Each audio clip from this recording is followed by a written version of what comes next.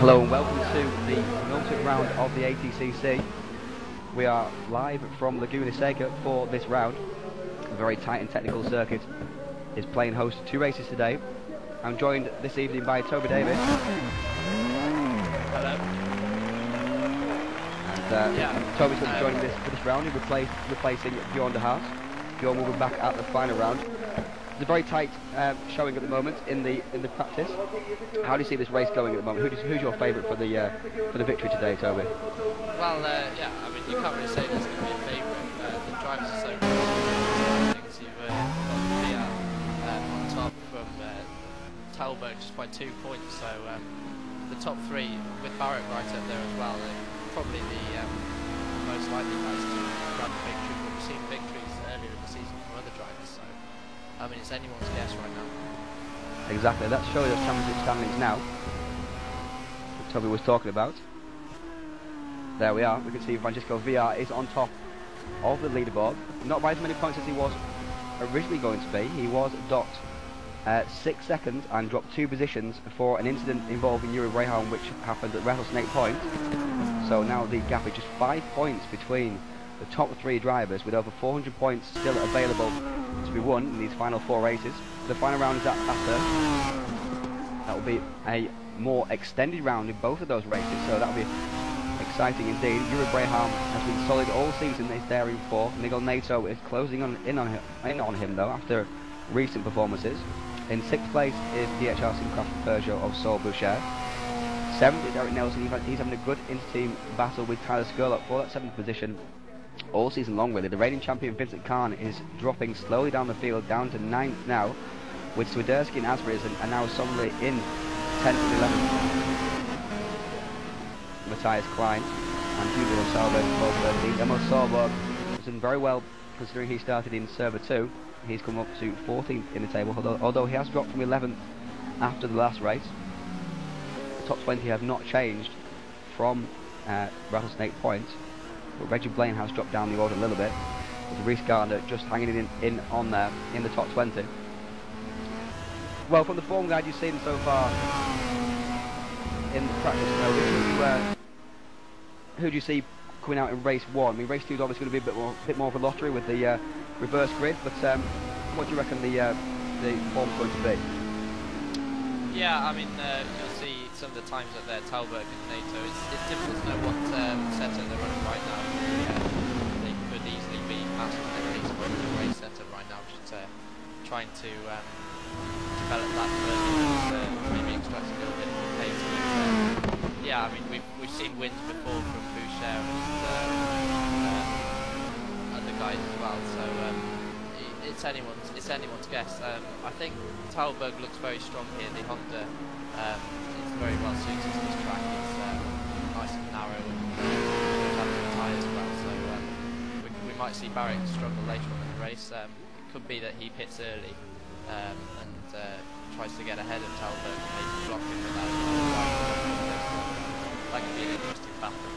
That's right, Talbot has been on that time for Talbot. That's a superb lap time. 0.3 of a second almost from NATO now. Just coming to the closing stages of practice 2, and Talbot has been very, very strong indeed in club races at Laguna Seca, and he is viewed as the favourite for this race. He has been the form driver of the past few events. NATO is right up there again as well, and so is Barrick just in behind NATO, as you can see, and VR. So all the championship protagonists are up near the top of the leaderboard. Showing well as well is Diogo Lopez, Saul Boucher for DHR Simcraft. DHR Simcraft, by the way, are well out ahead in the team championship, although a couple of teams are hampered by the fact they've only got 2 drivers as opposed to the 3 that DHR are able to enter into the championship, but they do have a huge lead, and they pretty much have that team championship sewn up, so congratulations to them. Have had a very strong season. Vincent Khan, of course, has not had as strong a season as he would have liked. The reigning champion has struggled really. He's been up in and around the top 10 most of the time, as we see Talbot just run off track a little bit. But Vincent Khan has often been involved in unlucky situations and has not really been on any race-winning pace at all throughout the entire season. So hopefully we'll see him come back to form sooner rather than later. Any surprises that you see coming out in this race, Toby? Any surprises? Difficult to say at this stage. I mean, we'll have to look at qualifying and see what happens then. It could be that someone makes a mistake, or someone pops up there. We've seen, was it Reece Gardner has done so before? So yeah, very easily. Superb pole position. Yeah, absolutely. Yeah. So who's your dark horse though, or a top 6 finish, challenging for podium position, therefore in the second race? I mean, dark horse. Amaral has shown very good pace in the ATCC in the first round at Donington. So, I mean, those guys potentially are going to be a factor. Yeah, you can never rule out any of the DHR Simcraft boys. So, Saul Boucher easily could get in the mix, and he'll be looking to help his teammate Keith Barrick out. Yeah, team strategy will be important as well. It'd be nice to see Eric Nelson supporting Jesper. He's been a bit on his own, Jesper, the last couple of races, fighting in amongst, especially the Portuguese drivers. NATO and VR have been supporting each other well. So that's very true. The NATO and VR have often ganged up together, and it's working out well for VR, of course, because he's at the top of the table. But Barrick has been slowly but surely just dropping back from the front guys in the last few rounds. He's come home with obviously consistent finishes, lots and lots of top 5s, but the problem is the excellence of Talbot and VR is forcing obviously drivers to go like a little bit extra past getting top 5s every race. And Barrick is finding himself being a little bit too consistent perhaps. Maybe some risks need to be taken. He's able to take some risks of course, because he's had lots of solid results all the way through the season, whereas Talbot really cannot take many risks at all, because he's had a DNF with his disconnection at Watkins Glen, and also his 13th place that he gained at Nürburgring after his difficulty with the pit stops and choosing the wrong set of tyres. So he has got more to lose in terms of taking risks than perhaps Barrick or VR have, so that could come into play for the rest of the season, Toby. Yeah, you mentioned pit stop strategy. These guys will have. I mean, it's time now that these guys put some serious effort in coming towards the end of the championship, and pit stop strategy. I briefly touched on it before with Keith Barrick, but track position is all too important here.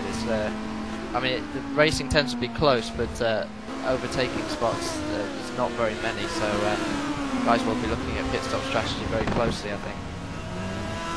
Absolutely, it's a very narrow, very technical track as well. I mean, what do you make of this, Toby? Is it one of your favourite tracks, or kind of a million track for you, or is it for many people it's a love or a hate? It's a bit of a Marmite track. How do you feel about it? Yeah, I'll put it this way.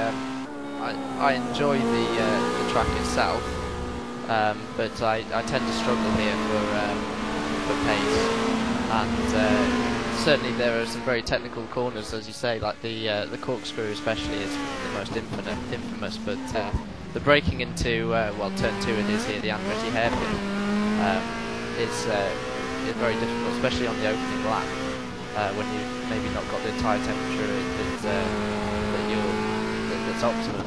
And there's a lot of cambered corners as well, as you can see here with Keith Baring. So yeah, it's a little bit technical, a little bit more technical than some of the other tracks in the calendar, maybe KW Speedway. But yeah, it's up there with the most challenging. And yeah, personally I find it a struggle, but it's an enjoyable track to get right, especially when you do nail a lap and manage to get the corkscrew perfect, which we'll keep mentioning.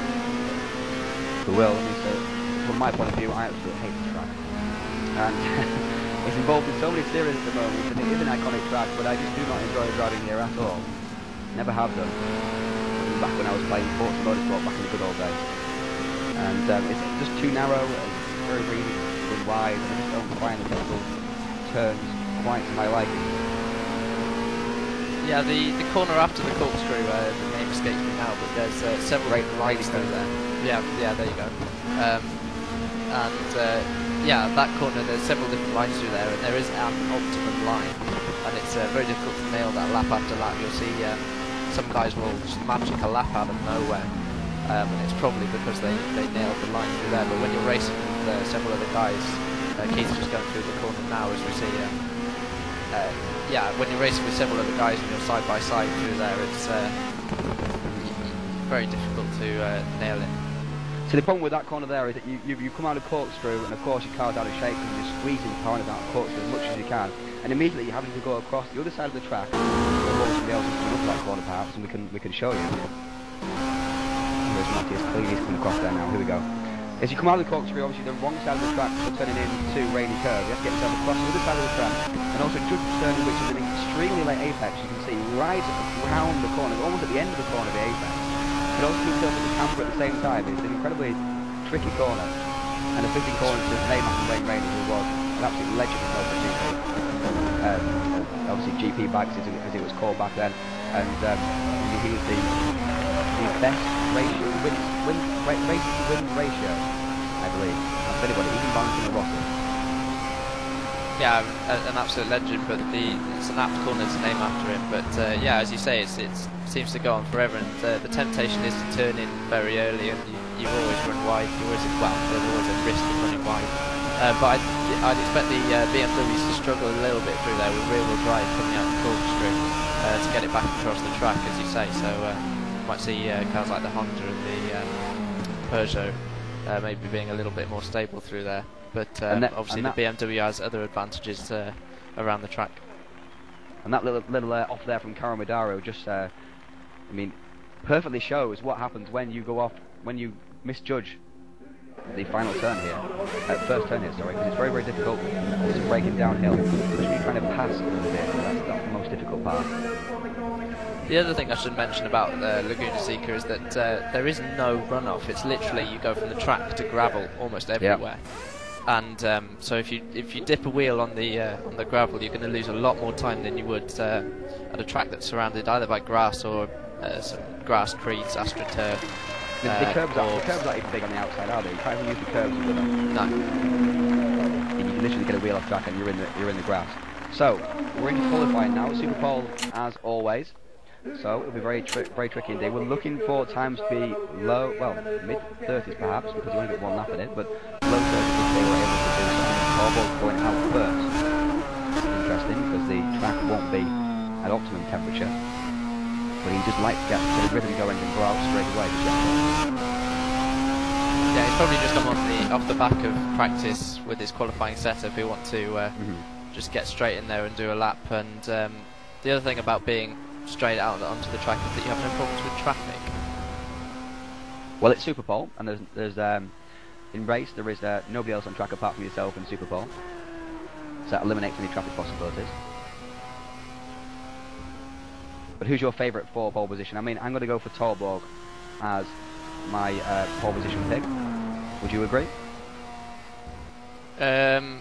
He has looked very strong so far, but I think Nato is a very good hot lapper, so I'm gonna go with Miguel Nato. Okay, excellent stuff. We'll see how it goes. Torborg comes out. You can see the track temperature has risen by a degree already. Although We found at the RDTCC that the more the track temperature rose, the slower the track got in qualifying in the recent round at Donington. And people were able to go faster during temperatures around about 25 rather than 30. So it might pay off here for Jesper as he starts. Comes out of the final corner, and then is about to start his hot lap. Start finish line is right next to the bridge here. Very narrow starting grid as well, of course, so it'll be interesting off the start. Tolborg starts his lap now, comes down towards turn 1 into Andretti hairpin. The double apex left-hander. A little bit cambered, got to get it right in and get a good exit on the outside. Head now down towards just what is called turn 2, which is a nasty little corner because it never actually opens up. It just keeps staying on the same radius. You're so tempted to put the power on too early. Turn 4 much quicker because it's much more open on the exit. It looks like a decent lap so far from Jesper. Let's go on board with it. Right on board side of his car as he heads now into turn 4. Heavily cambered corner. Of course, there's no line to that, but if you do get it wrong, straight out of the gravel, you put the barrier, but then the camber heads down towards the barrier. And extremely fast. Turn 6. Heading up the hill, Greyhound straight as it's called. Now into turn 7, which is just this little pink here, this right hand, and then turn 8 is the corkscrew, as you can see. Left, and then right, plunging downhill, descending very quickly, getting straight back over the track for Rayleigh curve. Keeping a laid apex down towards turn 10. Again, a laid apex, lots and lots of camber, and it's 30.9 there from Saul Boucher. This is a good lap so far. He's nailed almost every apex, so it's going to be a quick time for Jesper. Yes, indeed, but not showing up purple at the moment. There's a glitch on the timing screen, but here we are. We're on across the line. 30.1. That's superb lap. All the right there. That was fantastic lap time there from Tolborg. Yeah, it looked brilliant. Every single corner looked almost perfect. So a 30.1. That's the fastest time we've seen so far. So you might be right, Ryan. I think that could be good enough for pole, but we'll see. It's been very tight earlier in the season. Has indeed. That's 3 times faster than he went in practice, which is very good indeed, because obviously you only get 1 lap at the Super Bowl. It's easy to mess it up. Two of the guys come through. Matthias Klein has come through. He's at 30.992. Let's go and check out some of the other front runners if we can. Yuri Braham is 4th championship so far. He's on the hot lap. He's now up towards the corkscrew. So blind here, though. Oh yeah, absolutely. You're braking and you haven't even seen the corner that you're braking for yet. It's an unusual phenomenon, but we have the same at Watkins Bend. I think it's turn 6 maybe at Watkins Bend, exactly the same. You're running a little bit wide there, but it's got away with that one. 7 tenths down already in the second sector, though. This is not going to be anywhere near pole position, of course. He might scrape in just ahead of there of Saul Boucher. He should scrape in ahead of Emil Solborg. As we see, 7 tenths in this championship is a heck of a lot. Half a second from the top 14 at Watkins Glen. 31.4, no, he's in behind Solberg as well. That's a very poor lap there from Yuri. It didn't seem to be many mistakes, but perhaps just a little bit conservative. Just shows the class of Jesper there to be 8 tenths ahead of second place at the moment. That's a monumental gap in this championship. It is, and Solberg is a race winner in this series as well. There's no mug in the slightest. Let's go on board. Here we are now with Francisco Villa. He's going down to the final corner. This is going to be interesting indeed. I've not seen any purple second time from him. See what sort of time he can do. It's going to be 31 perhaps. 30.934. He will just be behind. Oh, excuse me. Just be behind Boucher. He is just in behind Boucher. 3 drivers on the 30.9. That's not great news there for VR. We just saw briefly Keith Barrett waiting in the pits. He's probably assessing what sort of laps he needs to do. So good tactics from Keith. He just needs to just do a solid lap now, get in the 30s, and he'll be right up there.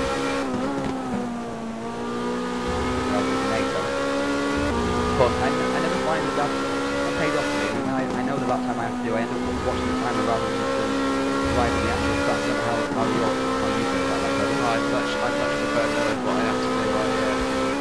In every single race I do, I tend to wait a few laps to see what the other guys do. If they've marked their pace at all, see if they've pinned any lap times for us. I see what someone else has done and then attack. And then panic occasionally if they have marked their pace. Well, yeah, they always take that. That's usually the case, actually. Nato just missed the apex, interestingly, coming on Rahal straight there, so compromised Talbot, caught that corner nicely, so we'll see how But he did, 3 tenths down. yeah, he only lost 1 tenth there, and I think he didn't hit the bumps at all, so that might have helped him a little bit, because the bumps really took him offline and he lost his acceleration out there. It's not always essential to cut right across the end of that corner, and I say I like that, but now the ball is on power now towards the start of this line. What can you do? It's going to be very good indeed. He's 30.5. He's going to go for the front row at the moment. He's behind Jesper. That's a stunning lap there from Jesper, isn't it? Yeah, it really is. It's by miles the fastest lap I've seen. So yeah, it's just Keith Barrick now. Really is the Vincent Can coming up towards Rail Straight. Yeah, he's the reigning champion, of course, in his distinctive yellow tinted windows. He's had them every season so far. Really Nice line. Well, I was a little bit wide perhaps on the second part of that. But he is 8 tenths down, of course, as well. I don't know how much he was down in the first sector. Yeah, no, he took a lot of curve through the first part of corkscrew. It's the most we've seen from there, so might have put him out of shape, but he gathered it all up. So yeah, that's the best we've seen someone do the corkscrew. But as you say, he's 8 tenths down as he comes across the line. See what he can do. It can be a 31 at least. 31.2. It puts him in 8th position. It's very, very tight. In fact, in this bunch here, isn't it, between 3rd and 8th. Oh, he's down to it's down to 8th. There's only 3 tenths in it really. If you're in that little group, it's very tight indeed. But there's 2 guys out front, very far out front. Very impressive indeed. Perhaps Torborg, like you're saying, was masking his pace.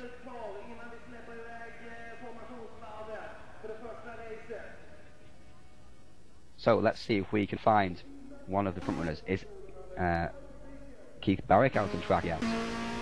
He is indeed. Here he is. He's just going through his warm-up lap. What do you reckon, Toby? You reckon he can topple Torborg? It's pretty steep. Pretty steep lap time to beat. Not with that time. Keith will be running harder springs on the front in qualifying. He'll be looking to heat up his tyres as fast as he can in the Peugeot, get it pointy, nice and pointy for the qualifying lap itself. It's nothing worse than a understeering Peugeot because you can't do anything about it being front-wheel drive. So yeah, we'll look for a little bit of oversteer action from Keith around here.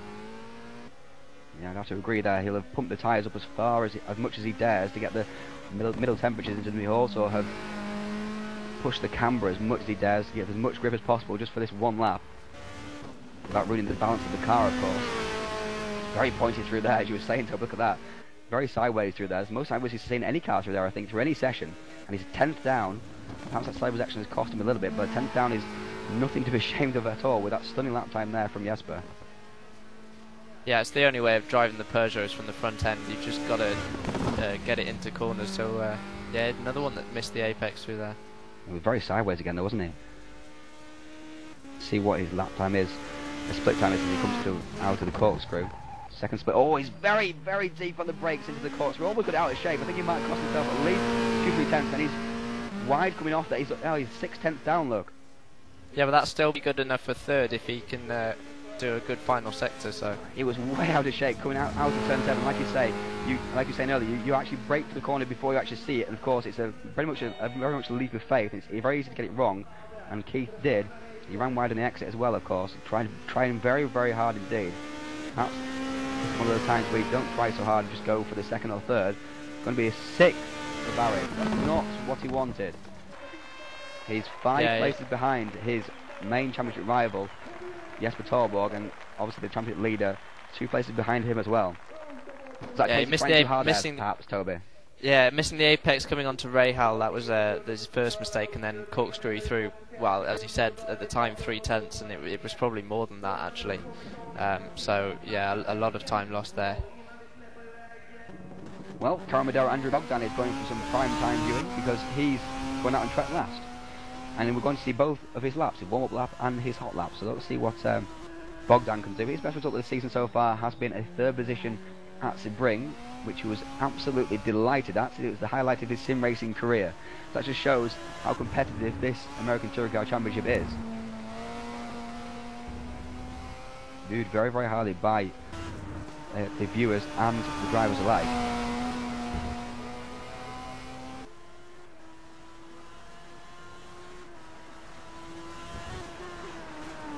So as Bogdan starts his warm-up lap, we'll run you through the results so far. There's Torborg and NATO on the front row, with Cher and VR, Peugeot and BMW on the second row. Third row is Matthias Klein and Keith Barrick. That's an excellent run there from Klein. He's been on fire lately. He was very, very good in the RDTCC.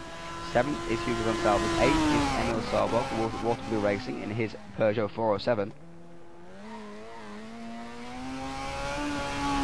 To show you 9th through 16th, there is Khan and Braham, both well down the grid, not where they want to be. Diogo Lopez, Pedro Amaral, the two Portuguese drivers there on row 6, with Skurlock, Swiderski, Isles and Gardner rounding out the top 16.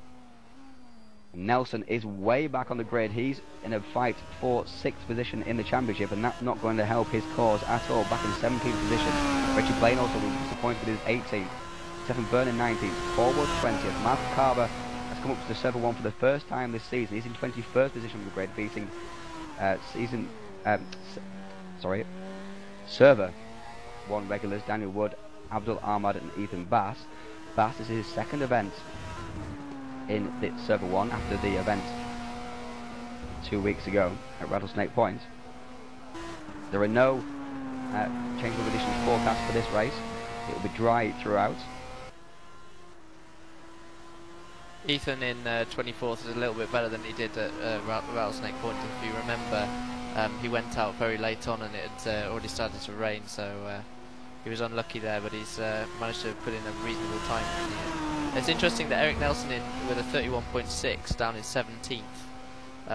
That's only half a second off from guys like Keith Barrett and so on who were in the top 10. So very tight from, as you said, from third down. The top two guys in a league of their own. They are indeed an absolute class of their own. They've absolutely mullered the rest of the field, and Andrei Bogdan is looking to get into that group between 3rd and 17th. He's only 7 tenths down on Torborg, but he's missed the apex there quite badly into turn 10. And on the final hairpin. Turned a little bit early there, I think, and got on the brake and come out of the brake again. He's now down to the finish line and might be around about 10th position, I think, there. 16th, 31.5. So you just drop a few tenths here, Toby, and you're straight down the grid. Yeah, as Eric Nelson found out, and it's just one of those things. It's unavoidable, really, in a championship of this class. You've just got to nail that one lap, and if you do miss an apex or just put a wheel on the gravel as it is here, you're just not going to be able to make up the time. Exactly. 3rd through 18th is covered by just over 7 tenths of a second. So that's 16 drivers all in that group together. But congratulations to Jesper Torborg. A fantastic lap there from the Synaptic Racing driver from Denmark, of course. Only a young driver as well, 17 years old. He's beat off the challenge of NATO and the rest of the field. His two championship protagonists, VR and Barrick. There is the Honda record of Jesper Torborg. We were saying that the Honda is one of the faster cars at this track, but the other Honda of Yuri Braham is down in 10th position there, Toby. Yeah, we didn't see his lap, but he could very easily have made a mistake. But Yuri has been consistently in the points, but he's not necessarily always been quite good to win, so you can't really compare the two drivers too well. Yuri's a good driver, but he's not quite got the pace of Jesper. Yeah, good performance from Talbot. It's interesting that our two picks were pole. Talbot and NATO were the 1 and 2 on the grid there. I thought you might be able to rescue that somehow. Your failed prediction. But here is the grid, as you can see, and then of course the other Honda of Edwin Khan was there in 9th position, whereas Reggie Flame was back in 19th. So not so sure the Honda has actually got the edge at this track. There's more Peugeots in the top 10 perhaps than the top 10 than there is. Oh, there's another Honda, of course, of Matthias Klein as well. So perhaps I'm just talking nonsense once again, Toby. Yeah. I'll tell you something interesting about that particular grid is that NATO will be able to help his teammate Francisco Villa very well from there, whereas Keith doesn't necessarily have. I mean, he's got Sol Boucher, but Sol 3 places ahead of him. He won't be right up there when he starts, and of course Jesper again is out there on his own, just inactive. But yeah, I mean VR and NATO will be looking to work together, and I think there'll be a sneaky team order or two coming in to effect. I would guess so, and NATO of course will defer to the championship leader. I'm guessing they are great friends. All the Portuguese crew are great friends. They all practice together, they all train together and make sure that they're up to speed. Boucher, of course, is a spoiler in that part because he's right in between those two, and that's obviously a strength. A plus point for Keith to have one of his DHR Supercrafts at least up there in between the two drivers, so perhaps to create a little bit of trouble there for the two drivers. Excuse my voice, I do have a big cold, so if it keeps breaking into a 40-year-old's voice, I apologise. I've been moaning about it all day, I have to be. Oh, it's been a nightmare, but we're both here and we're both still awake, just about 10 to 3. But we're excited for this race. I'll say I'm looking forward to it immensely. It's going to be a very, very tight race indeed, of course, on this very narrow track. It's an iconic track. Just scroll you through the grid. Tyler Scullock, of course, is way back down the grid as well in the set later. He's fighting with Boucher and Khan and Nelson in the championship, so for the best of the rest, almost, behind the top 5. So he'll want to improve from there quite a lot. See Lopez and Amaral doing well again as well, whereas Swiderski is not doing quite as well as his other BMW driver Francesco Villar, despite the fact he's taken the win this season so far at Sebring. He's been good in fits and starts, but disappointing in the main. Of course, you can never count him out for a good result. Of course, if he gets into the top 8 in race 1, he will be able to take advantage in race 2. We have a rolling start for race 1, and a standing start for race 2, so the BMWs only get their advantage in race 2 for the off the line, obviously. Yeah, one of the things I've noticed about rolling starts so far this year is that drivers haven't necessarily been optimally positioned, I would say, for the start of the race. You want to be, you don't want to be right up in the backside of the car in front. You want to be having a slight gap and try and get a run on. If you're right up behind a car and you just can't accelerate because you'll hit them, so they'll always pull away from you slightly, but the other way round, and you'll get a run. So yeah, it could be interesting, but there's no reason why Sol Boucher up there in well, wherever he is, top 4. 3. Okay, he's 3rd. There's no reason. He's only what is it, 96 points behind NATO, something like that. There's no reason why a couple of good results he can overtake not just NATO, but Yuri Braham, who's qualified badly in the championship. So he's still got something to fight for. So he might not want to yield to Keith if it's going to cost him too many positions. I think if Keith is behind him though, and Keith is looking for a way past, I think it will be a case of Boucher just letting him go straight past. They are of course in team speak together as well. Of course the championship challenge of Barrick is more important than perhaps gaining 6th position in the championship for Sol. Maybe yeah, of course. Perhaps. Yeah, my point was if there's another car in between, you know, he's not going to drop 3 positions, say. No, that's very unlikely indeed. But we are in the penultimate. Excuse me. We are in the penultimate round. So everything is getting very, very tense indeed. The pit entry here, we're going to talk about that for a second. The pit entry here is very, very tight indeed, as you can see. Going to get it really slowed down, then turned in. And the pit exit also as well is incredibly tight. Obviously goes around the inside of turn 2, which is Andretti hairpin, and that's tight anyway on the outside, so it's even tighter on the inside and very, very narrow indeed. So we might see a couple of incidents of people running wide there as they push too hard and brake a little bit too late before they get to the little pit exit. Yeah, absolutely.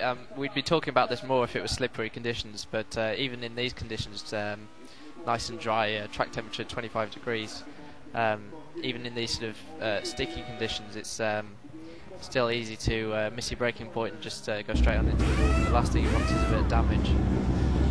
Of course it's downhill braking and that's the exit. I mean, I've done it myself several times. You just run, just so easy to run just a couple of miles an hour too fast. Of course, there's no runoff. Again, like every single corner on this track, there's no runoff. So you put a wheel on the gravel, you're going to go straight across into turn 2, perhaps into the path of oncoming cars. So that will be very interesting indeed. Everyone's just preparing for the race, making sure that they've got the correct fuel on board, making sure that they've got the correct tyres on board, that's even more crucial, and making sure that they're psyched and ready for the race, because we are going to go to a rolling grid, so there won't be too much excitement just yet. Yeah, the warm-up lap is always a strange one for me. It's about trying to focus on your first corner strategy, and it's actually it seems to take forever to do a warm-up lap, especially when you get to a rolling start and you just want it to, after the excitement of qualifying, and maybe you've just jumped into your race setup and practice your in and out lap from a pit lane in warm-up.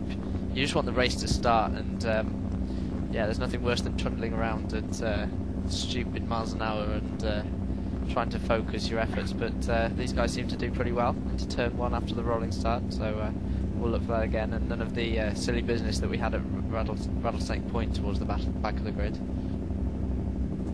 Yeah, hopefully we don't get that again, because that was a bit of a mess. But I actually like the warm-up lap because it allows, especially when you've done in a Super Pole qualifying, it's not so bad because you've only done one lap, so very rarely have you gone like right to the last second of the session.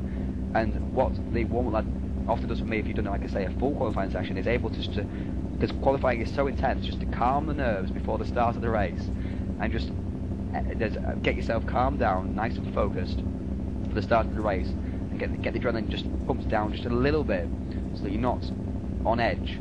And too many times I've gone straight off after qualifying, especially on GT Legends, because GT Legends you have the qualifying session, and then it goes. There's no warm up. You go straight to race.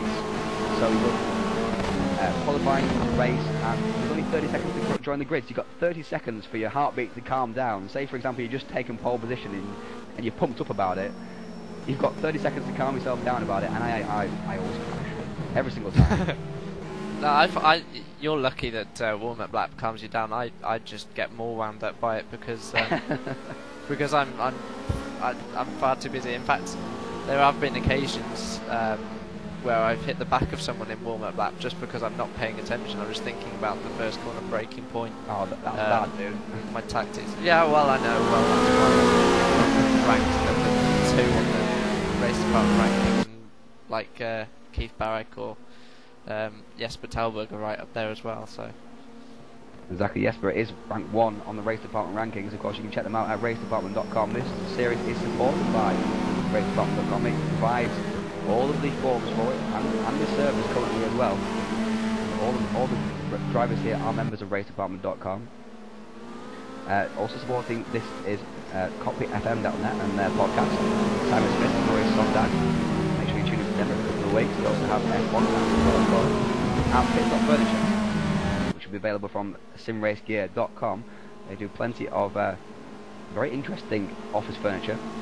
For example, looking office seats with like gear knobs for the what do you call those handles that make it go up and down? the knobs. Yeah, there you go. The up and down handle thingy on the side of the of the seats. They have the aluminium knobs for that, so they're very funky. Basically, when you think pit stop furniture, you need to think the old Top Gear studio if you're a UK resident. Anyway, as they wind up towards the end of the lap, it's all about Jesper trying to control the field. He's on the outside. On the outside, he's that's where pole position is, on the outside. So I don't know whether that would be a bit of a factor. It's often actually at turn 3 that we see most of the action as the field streams now towards the start finish straight. The heartbeats will be going. The rest of the riders away as well. Field, and away goes now. They cross the line, and the race has begun. And Torbo, not a great start there from him, and Boucher might follow NATO through. Well, not quite. Torbo's going to hang it around the outside, but NATO's taking the lead, and Boucher's trying to get his nose in. But they all head now down towards turn 3. It looks very, very clean so far. Very racing from all of these guys. Barrick is up to 5th. He's overtaken Matthias Klein, who is being challenged by Emil Sorbo. That's Klein. And now Keith is tacked right onto the back of his championship rival, Francisco Villar, while Nato was under pressure from Tarbog. Boucher's right behind as well. The top 5 are immediately making a bit of a gap there, Toby. Yeah, this is exactly what Keith needed to do. He needed to jump at the start and get right to the back of Villar and pressurise him. He's got Sol, and Jesper's made a mistake. And Boucher's gone through. Tarbog look very on straight. Very important to defend on VR as well, on one position. But the first mistake of the race there from Jesper, and he's usually the most unflappable driver there, Toby. Yeah, it's unusual for Jesper, but obviously the championship nerves getting to him. He'll be all over the back of Sol in the next lap. This is great news for Keith's championship fight, because Sol can back Jesper towards him, and it looks like he's going to have a go at Villar here. Yeah, almost inside there. Villar managed to get a little bit of his power down, and Nato needs to take advantage here. And these whereas the top 3 championship protagonists are all line astern here. Look at this, 3rd, 4th and 5th. And Sorbo-Cher's gone wide. And Nato, Sorbo goes through with a little bit of contact, but it was completely fair enough. But Boucher just looked like he outbraked himself there. Didn't seem like there was much of a mistake. There was no smoke, no lot brakes. Maybe realising, oh no, I've done it all wrong, just has to go wide. Nato has a little bit of a gap, so it'll be very interesting to see whether Tarbog can hunt him down. And now Villar's in behind Boucher. Of course, Villar won't want Nato just to pull out too much, because he needs to keep in touch with Tarbog. Yeah, I'm just looking at Keith Barrett. He's dropped away a little back. Oh, and Boucher! Right off. What happened there? Did he get a little touch there from Villar perhaps? Perhaps he just put a wheel on the dirt on the outside. It is very easy to do that, Toby. Yeah, I actually think that's exactly what happened here. Just maybe grabbed the brakes whilst his rear wheel was on the curb or the grass there. There's an entry curb into that corner, but yeah, that's exactly what looked like happened. So the 3 championship protagonists again, like Stern. We've got 23rd position. As you can see on the standings there, and Tarbog's right up the back end now of Miguel Nato. With Nato holding Tarbog up, so Villar can catch up. I don't think he is, because Tarbog just set the fastest lap of the race at 31.0. That's very fast indeed, with race fuel and with racing other cars at the same time. The blood will be pumping. He'll be very pleased to have got away pretty much with his mistake, uncharacteristic mistake on lap 1, and he was right in behind Nato and almost went off. Nato is holding up Tarbog, whether on purpose or by design. I'm not quite sure. What do you reckon? Well, I mean, there, Tarbog went for the cutback, but Nato just held his line and sat on the apex there, blocked him a little bit. And he's going to do the same here, I should think. Yes, but desperate to cut back, and he's actually managed it this time. Well, he has. What a great move. How did he get the traction out of there? Is he going to brave out into... Oh, look at that. It goes through side by side almost into turn 7. Super fast there. Tarbog takes the lead. This is reiterating his event favourite here today. And Barrett's very out of shape into the corkscrew once again, and Nathan's dropped back. Obviously, if VR thinks he's got a bit more speed, he may let his teammate through. Of course, he's more well placed in the championship than he is.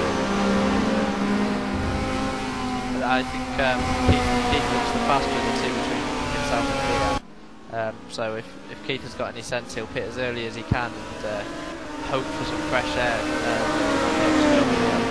But I think Jesper Talbot will run away with this one. Yeah, that's 5. He's got a big gap already, as we can see. Joris Swiderski is way back down the field, 36 seconds behind, in last position. But Tarbog has a 1 second lead already.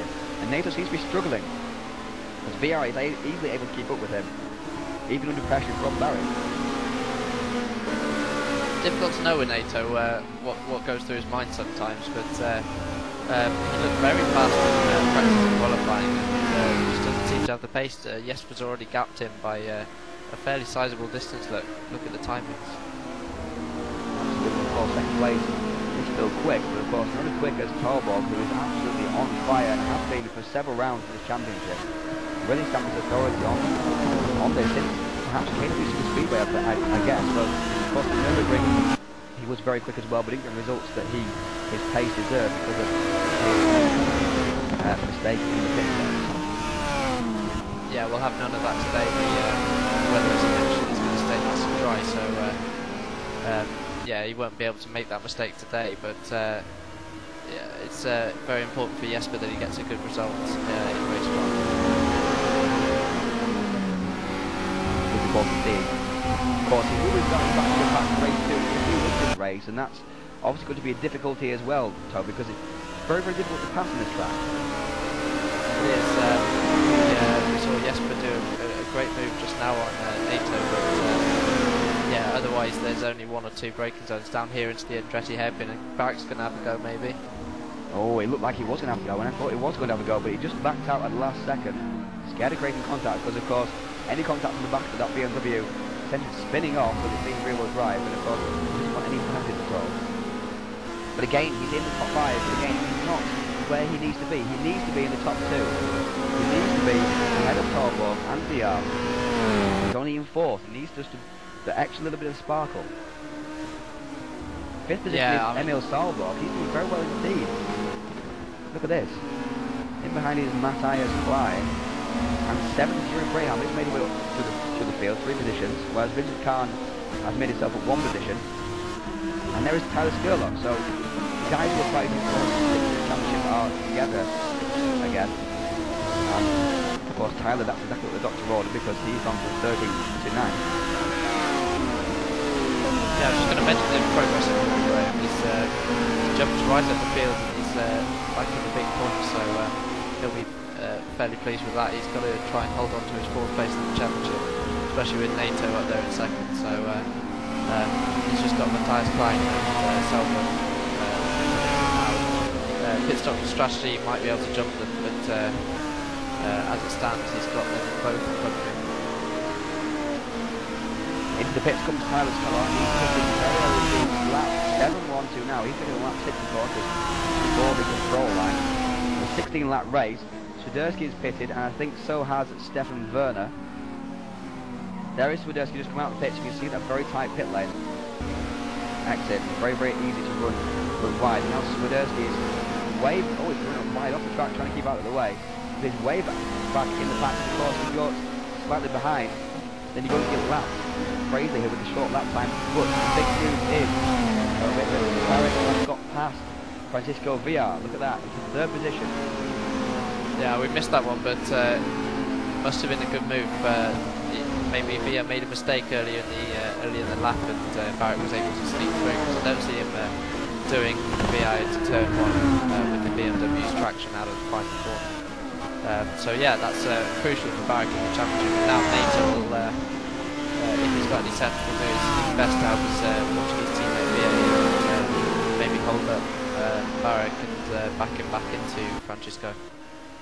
Yeah, well, I'm backing Barrick to pass NATO pretty quickly here. Actually, it looks like he's got the fast pace than the Portuguese driver. On to lap 7, it's a 16-lap race, so pit stops will be happening pretty shortly. And here we come now. Matthias Klein and Vincent Kahn have both come in.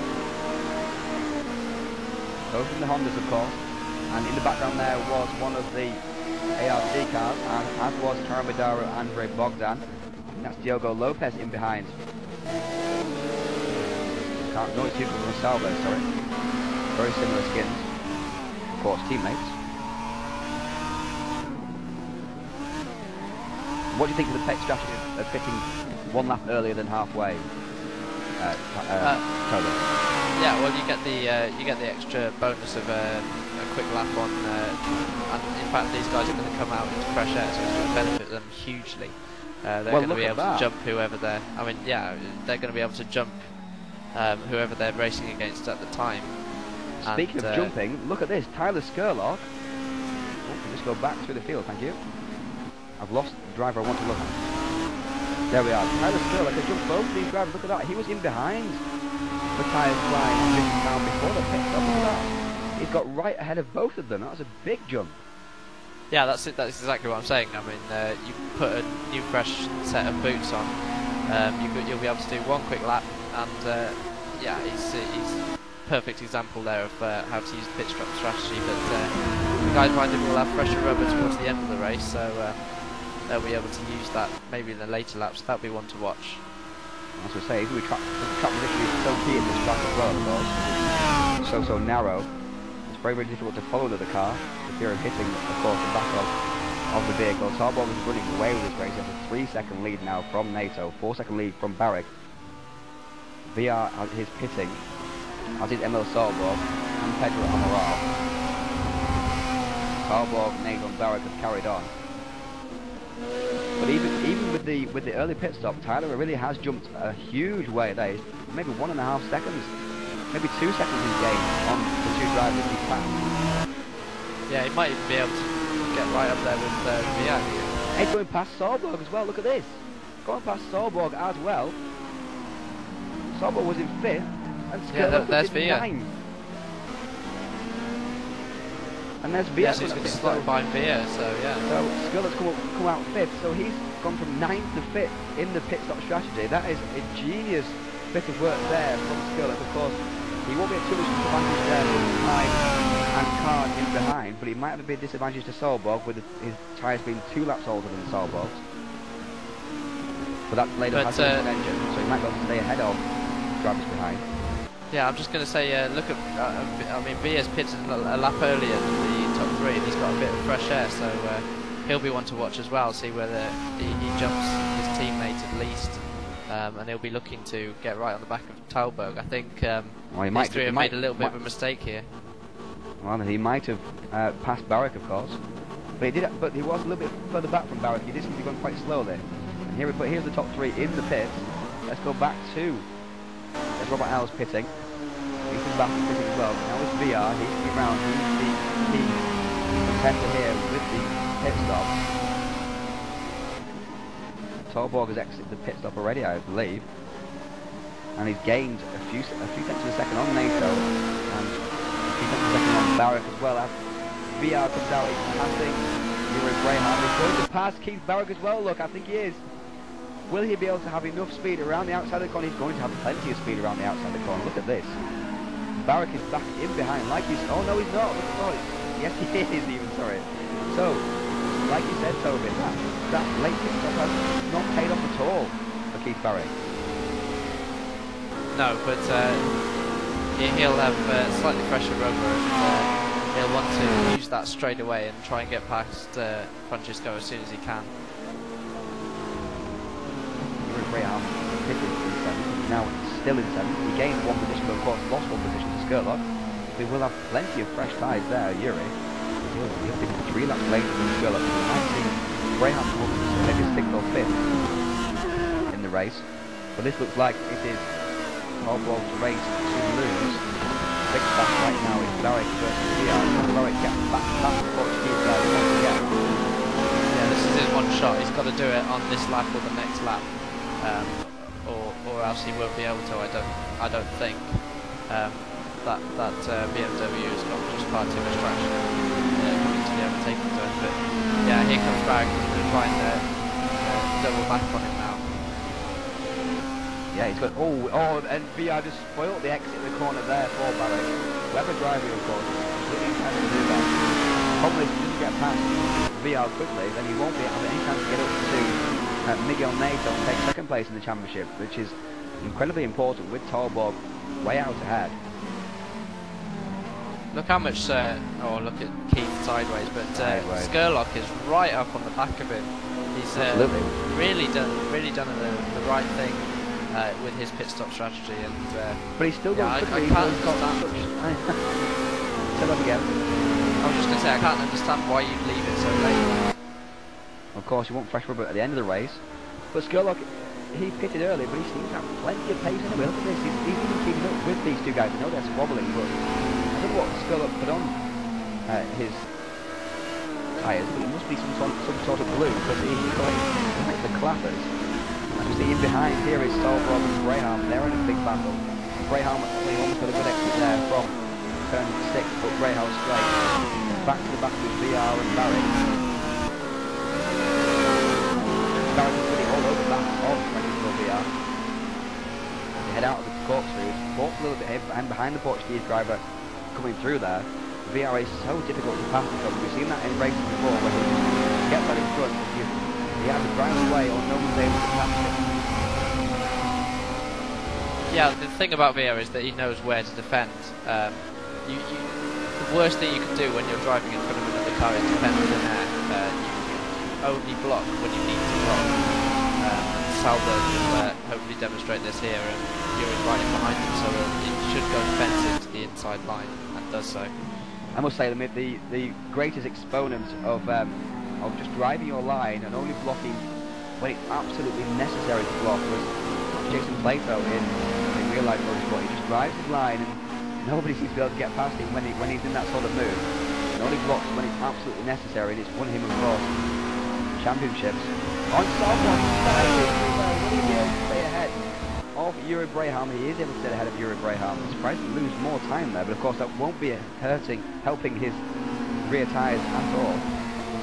You can sort of get away with it in the front wheel drive cars. You just sort of mash the throttle and you can keep momentum quite well, but it's a bit more of a problem in the BMWs, but they have advantages in traction zones. Salberg run a bit wide there, so Yuri's probably got a little bit of a run on him. Salberg historically have problems with his rear tyre wear and sideways. Of course, he needs to catch it with the drive car, but it's not very quick, so he will lose time doing that. And he's got quite a narrow entry into Rainy Curve there. Almost up the track as well. He's all over the place, and Yuri's looking like he wants past. Will he get past at the final head? This is very challenging him last time. Yuri goes to the outside at the last minute, trying to make Salberg switch. Not quite got the run out of the corner as we go back up to the third position battle, and that is VR, Barrick and Skurlock. Look at this. Skurlock is on fire in that stay at Toledo. He qualified in 13th. He's up to 5th position now. As Salberg is still walking away with this race, Toby. He really is the class of the field. Yeah, we saw that in qualifying as well. He set a lap time 4 tenths faster than anyone else, and the top two were 8 tenths faster than qualifying, so that's translated to race pace as well. NATO following Talberg, it's unbelievable how those guys can put those times out in Supercar qualifying to me, but there we go. Talberg with a 6.6 second lead after just 3/4 of the race. That is really a huge gap in the ATCC. The biggest we've seen for a long time, to be honest. Every time they come through. So, Pete! Very close indeed. Francisco is struggling through turn 6 onto Rahal Straight because of course it's very bumpy on the inside, isn't it there, Toby? Because you come across the inside, trying to hit the apex, which is possible. It's very bumpy and of course the real drive the other view. Yeah, absolutely, and that's why the front wheel drive is maybe going to have another look, but he's better off having a go into turn 1. And he's right on the back of VR now, so yeah, he just wants to stay in the slipstream and maybe make a late dive to the inside. He'll get away with it if he makes it late enough. Well, he just needs to go for it. He just can't quite get the nose stuck in there. He just needs to go for a do-or-die pass, I feel. Because it needs to happen. Of course, with him being in 4th position, he will start ahead of his championship rivals on the grid for the second race, so it's not all bad. Yuri Braham has got past Salberg eventually, as you can see. Matthias Klein is behind, and as is the Vincent car. There is the driver, 24th in the championship. Been a strong contender all season, but not completely set the world alight in terms of challenging for race wins. No, but the thing about Yuri is that he's always there or thereabouts. He's not one of those drivers. He's a very calculated driver. Very similar to Talberg actually, but yeah, it's very difficult to find a race where Yuri is put a foot wrong really, and where he has had a bad result as a result of someone else, and we saw that at Wells Lake Point with Via. Via just with a small mistake which cost both himself and Braham points. Of course, Braham having his main difficulty has been qualifying. He's not managed to be able to nail Super Bowl qualifying well. See the battle, here we are, and now Barrett finally has an overlap on PRB on the wrong side. Can he get a little bit of help from Skirlet? Drafting up the straight. Oh no. Barrett deciding he's not going to go on the outside. He doesn't want Skirlet to come through as well. And he's going to go try and go up the inside of VRB. It's coming slightly wide. Can he get his nose up the inside? No, not quite. And Skirlet's looking to bump past as well. If Barrett gets past VR, Skirlet's going to go straight through as well. Yeah, Keith's waited an overtaking opportunity there. He was trying to go through when there wasn't really a gap, and he's just dropped off the back of Veer and put himself into the clutches of Tyler, who is, by the way, the driver of this particular race. He's still got the pace on those older tyres compared to the battling Keith and Francisco, so a good job from Tyler Skurlock. But yeah, I mean, Keith looks definitely quicker than Veer at this stage of the race, so he's only got 2 laps left to do it. Next lap will be the last lap. Tyres Skurlock has got on his car, but I want them. They're 3 laps older than the guys in front of him. He's still keeping up. I mean, they are battling of course, but even still, superb performance from Tyler. He's got better and better as the season has gone on.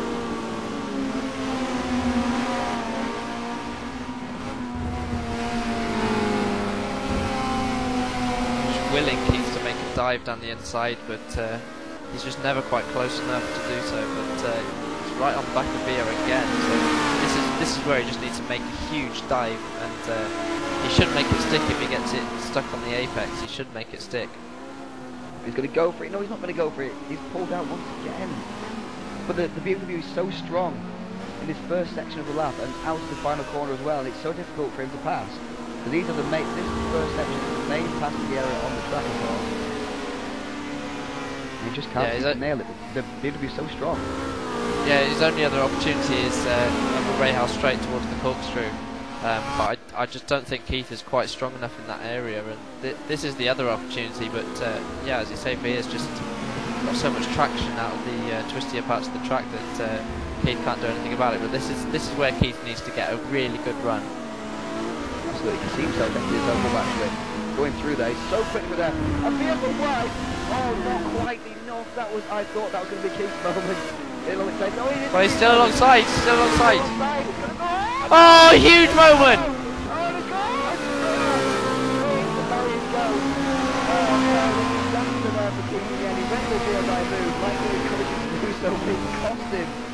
That's 3 positions. He's gone down to 47. He went for it, but it did not pay off, Toby. Yeah, absolutely huge moment for Keith. I mean, that was his only opportunity. Yeah, Talbot's just walked away with it, but that was Keith's literally his only opportunity. He's going to get done by Klein now. He's going to lose 8th position for 4th position on the grid. No! He's going to be way back on the grid. He at least had 7th position for 2nd place on the grid, but he's gone wide in the final corner as well. Too hot-headed, and 10th position he takes, not going to be on the second race. That is disaster there for Keith, Toby. Keith's made it a lot worse for himself, but it's so easy to do when you make a mistake or have a big moment. The adrenaline pumps, and you lose your head, and you just forget about breaking the points, and you start thinking, oh, what have I done? I've made a mistake, and it's so easy to make another one. And yeah, Barrick's it's done exactly that, and yeah, as you say, he's lost out. He was in a pretty good position for race 2, but now he's got it all to do. And with Talberg and Via first and thirds, yeah, it's not looking good for Keith in championship. Of course, he has the opportunity to drop this score. This will be his worst result of the season so far. So he actually does not drop that many points in relativeness. Of course, it's just not helping in the slightest.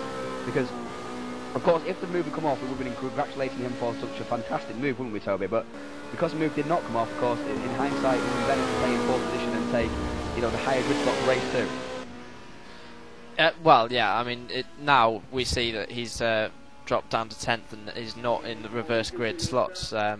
Yes, that is the case, but he had to go for that move. It's aggression that wins you championships. You can't play it too safe, especially when you're chasing, which is the situation Barrick's in. And Yeah, I mean he went for it, and it was a really late move, and Via left him effectively a car's width, and Keith maybe got on the curb and yeah, turned it round and got into the barrier, and I think that damage might have affected his second mistake.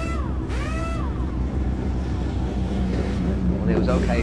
Meanwhile, Jesper Tarborg has taken the race 1 win. We'll congratulate him for that. Sorry for not rounding that up. In second position was Miguel Nato, a strong result from him, and third position was Francisco Villar, with fourth to Tyler Skurlock. A superb race there from him, from 13th to 4th. Certainly makes a contender for driver of the day so far.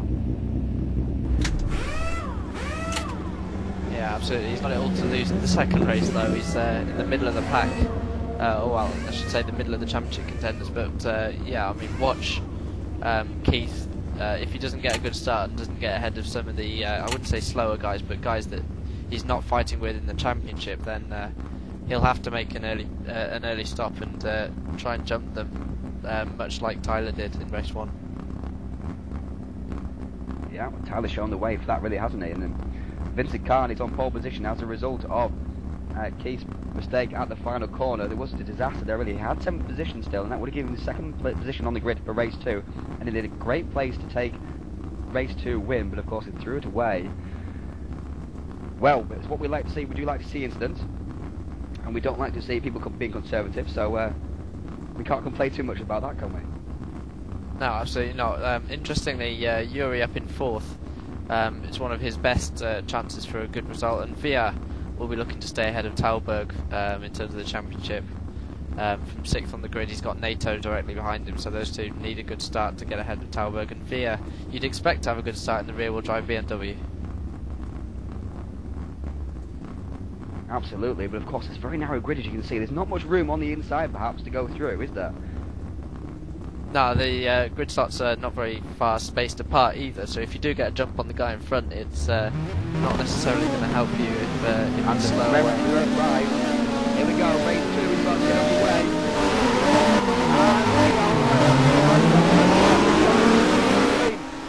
You're way out, and the wall being caught by Edo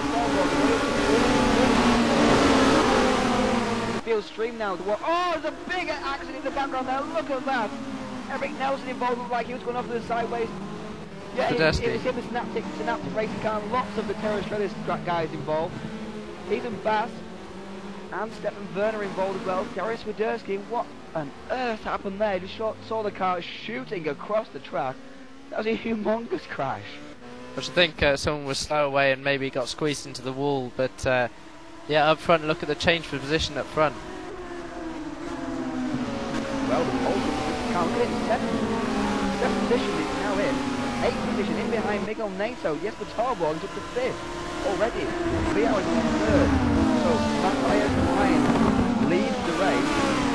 He was on pole position for Road America in race 2, and of course he messed up there. Remember that Graham is trying to narrow into Corkscrew. We can see what happens there. He was done it. Oh no! I can go now into rainy curves. It's also close. Very, very difficult through rainy curves. Yeah, these two have got history as well, and Talbot's right in there. He's going to be looking to jump both of them maybe if they're struggling. Talbot on the right side of the road. Lopez is going to go up the inside. Talbot, he is indeed, look at that. Lopez is helping out his compatriot. And there is the guardian. Straight away in contention.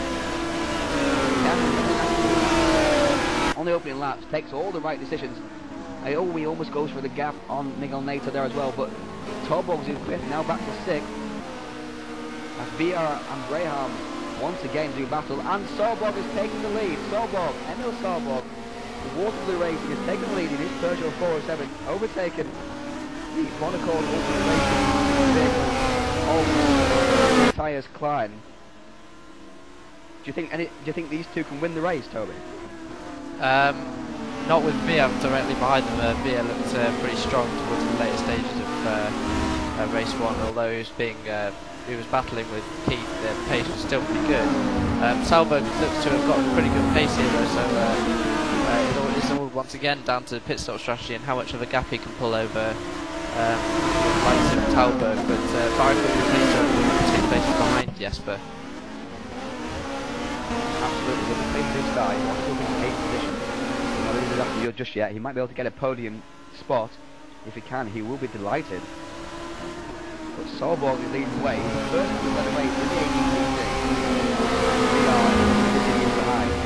So is doing great. And Lopez is holding up Solborg, as you can see. And NATO, so this is not really good for Solborg. Two Portuguese drivers, Lopez and NATO, of course. Well, one of his rivals for the championship is Francisco Villa, a Portuguese driver. So, very interesting indeed to see how that goes. As Villa just keeps the back of the tyres Klein's car just a little bit of a touch. As they now go into turn 3, Villa has managed to take advantage there. Tries to get a good exit from 3 into 4, but no, not quite alongside. Very close race here. Yuri's all over the back of him as well. Absolutely, and Yuri's waiting for opportunities. Meanwhile, Solborg is absolutely driving away from the pack as the lane goes so wide and Villa doesn't quite get the overlap. Plenty of lines through turn 5, thankfully, but not turn 5. Head now up, Great Hall Straight. Barrett's got past Nato, he's direct behind Jesper.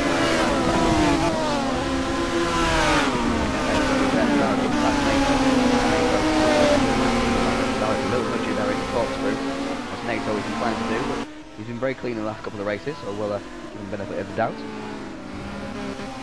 Barrett is sideways through there again with a power on. The Bob Hale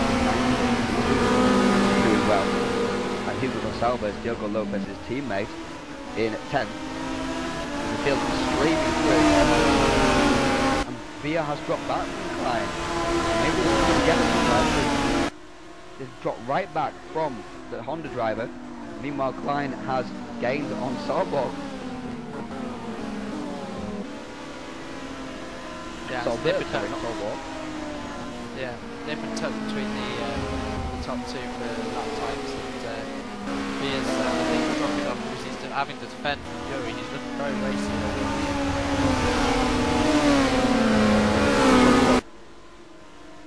They just scroll through the rest of the field at the moment. Solborg's looking up the inside with Diogo Lopez into turn 5. Oh, might get the switch back. No, not quite. Not able to repeat that magnificent manoeuvre he pulled on NATO in race 1. Here is a scene of his mistake and his pass in race 1. He's got the overlap. Unfortunately, no, why is it so dangerous? Like a great opportunity. Oh! Look at Keith. Keith's going to do him. Keith's going to do it as well. Keith's going to take 2 positions. Superb work there from Keith. Get a little bit of touch there from Tom on the outside. Keith goes slightly wide. Oh, and he shoved him off. Oh, he just pushes him out wide a little bit. Shows what he thinks of that. And Nato's got past Lopez as well. Lopez lost 3 positions in that one move. Solborg flashes right there to Keith. I didn't like that either or. Now ahead of his challenge rival. Superb work there from Keith. Just waited his opportunity and went straight through. Yeah, I mean, that's what he should have done in race 1 to Villa, and he's made that mistake perfectly. Talbot trying to make the move, and Keith was there ready to pounce. So now Keith up to P5 is he's trying to salvage something from this race. Ahead of Jesper, that's going to really help him, but he'll have to be careful. And the other driver I'm interested in is Tyler Skurlock back in P11. See what he can do from there. Or P12 as it is now.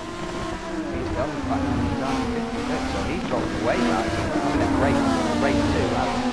Villa's right in behind Klein again as well, and Yuri Braham's looking out of shape. Barrett is really showing himself in this race, as he needs to do so. Recent event, Barrett is showing it here, right now, up from 10th to 5th on the grid, already by lap 5. With no help of real drive either off the start grid, of course. Real drive first of all, this time around. A little bit early pit stop perhaps. Skurlock was lap 6 last time around.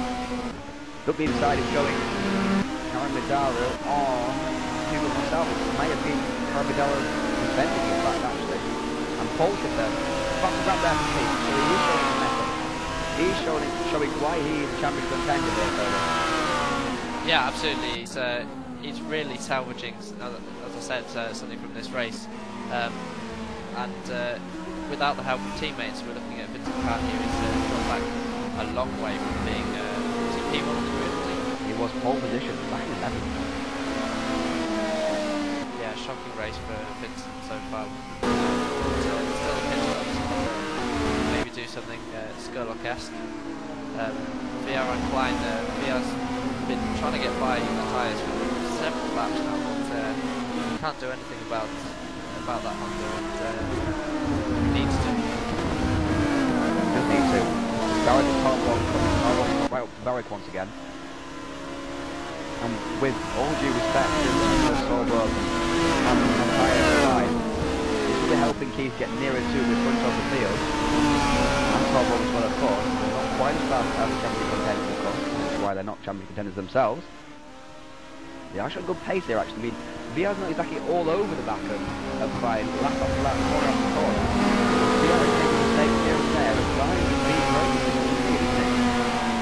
Yeah, and Salberg showed good pace in race 1 as well, so these guys obviously like the... and is that... so he took note of the first field. Yeah, he's gone for the Boucher tactic, and why not? Because it worked brilliantly. Boucher tactic, sorry, Skurlock tactic. He's gone for the Skurlock tactic, and that worked brilliantly, of course, in race 1 for Skurlock, and the opposite tactic did not work well at all for Keith. So he was wise to go with that as his strategy. Yeah, he just needs clean air. That's what did it for Tyler. He had a fresh set of rubber and a big gap in front of him, so he was able to push really hard for several laps, and that's what gained him the position. So it looks like Keith's going to be able to jump out into fresh air. I believe this is in here. Yes, it is. He's rejoining 14th position. He's in behind Ethan Bass. Bass off the line to the pit late, so hopefully Keith can, he's flashing his lights actually at Ethan saying, look, I'm coming. I am a championship contender. You are not. Get out of my way. Yeah, I mean, this is Ethan's second race in ATCC, so if he's got any sense, he'll allow Keith to get through fairly rapidly. Ethan does like to race, of course, though.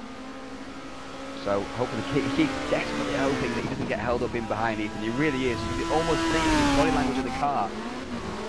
You can see thoughts into his head as everybody comes into the pits. Klein,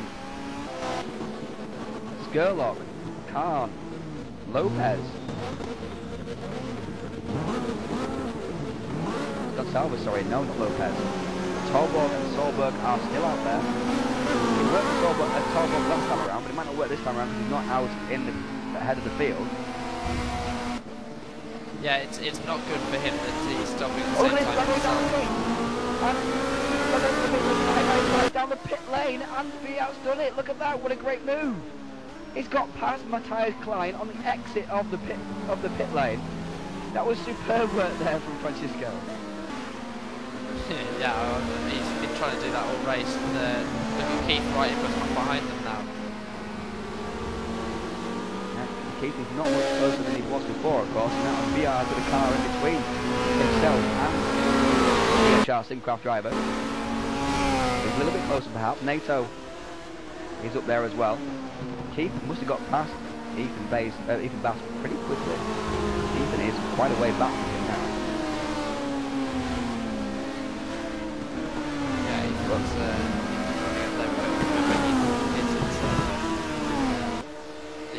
absolutely. Really in position. Top 4, top 5 is still to pit. Robert Isles is still to pit. He was involved in that big lap 1 incident. Not quite sure what happened there. We might be able to find out in the post-race press conference. Make sure you stick around for that after race 2. Into the pits come the top 4. There is Solberg, Tolborg, Lopez and Brayhan. Brayhan was second into the pits. Tolborg third, Emil gets away, Tolborg gets away, and Tolborg has jumped Yuri by a long way. Look at that, what's going on there? Yeah, I mean, we saw Jesper practicing. Absolutely nailed. But yeah, That's a these huge guys... lap, as fast as lap again from Keith Barrett. He really is laying the gauntlet. No, it's alright, I'm just going to say, look at Jesper and Keith. They're going to be very close out of the pits. Keith is going to pass. I'm not sure where everyone is in this minute at the moment. As Solborg is still leading, VR is second, Jesper's third, Matthias Klein is fourth, and Keith is the one stood behind Matthias now. But Keith! The German just hold on to Great it. save from Matthias there. Great save. It was almost 90 degrees. And Matthias has let it go. I think Matthias is just to let it get out of the way because Keith is on a charge. Three championship contenders are now second, third, and fourth. Solberg is still leading the race over. He's doing fantastically. He certainly is, but he's going to be under massive pressure in a minute, I should think. Well, yes, now he's got a little bit of clean air. He's going to be right up behind Via again. And Keith will be waiting in the wings, especially if those two battle. Keith will be right in there as well. But yeah, I mean, Keith Barrett has definitely saved this race from 10th on the grid. He has done very well indeed, but of course, I mean, he fourth position from 10th on the grid is fantastic, but still, only fourth position. He needs to get ahead of his championship rivals, and he's charging up to the back of those drivers. Look at that. He really is absolutely on fire. Determined to make up for his race on this. And VR and Tolborg are now battling very fiercely indeed, and Tolborg is facing the same problem that Keith had, how to get past the BMW driver. He tried to con VR there. He went inside and then outside and then back inside, but VR was having none of that. Wildly better with VR. Yeah, absolutely. He's defended very well so far.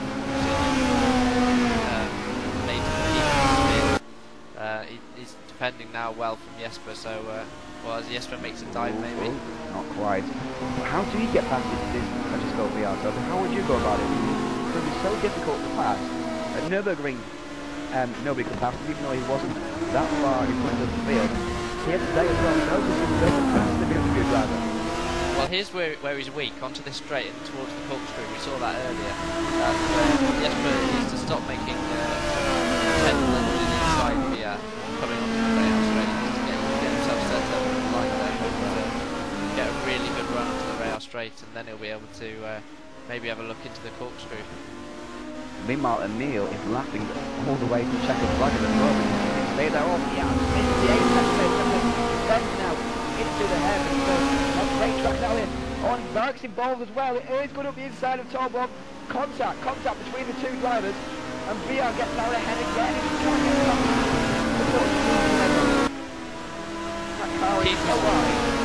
Keith was trying to get past them both there, and oh, it's so tight. These three are just so close on the track. It's anyone's guess who's going to end up on top. It just looks like there's going to be trouble happening at every corner. Well, this is championship changing stuff. This reminds you guys, this is first, second, and third in that order on the racetrack. In the championship, 5 points between them before race one. Changed slightly after the race one. But this is the championship right here, right now. And these three guys are at it. Hammer tongue around the outside, going to go Tolborg. He's trying the inside.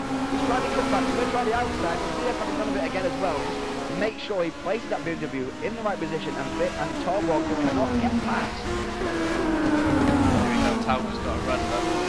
He has got a run, but we've seen it before. Oh, and he tried to switch back and he had to back out. Oh, that's what we've seen before. Corner. Every driver's gone up the inside into the corner, but we've seen has lost out as a result. So it happened to Diogo Lopez on the first lap with Tolborg himself, who went normal route. Lopez went up the inside, and Lopez ended up losing out overall. But Via's having to defend into this corner now, and that's a new rule defend into that corner. And now Tolborg wants to go to the overlap on Via, I think, but he saw that Barrick was coming in behind, didn't dare do so. So Tolborg's eyes will be on spring. He's trying to look in his mirror and trying to get past Via at the same time. Tolborg is undoubtedly the fastest driver in the race so far, although perhaps Barrick has arguably so, who has the fastest lap of the race. This is such an intense battle. This really is what the championship is all about. These three protagonists.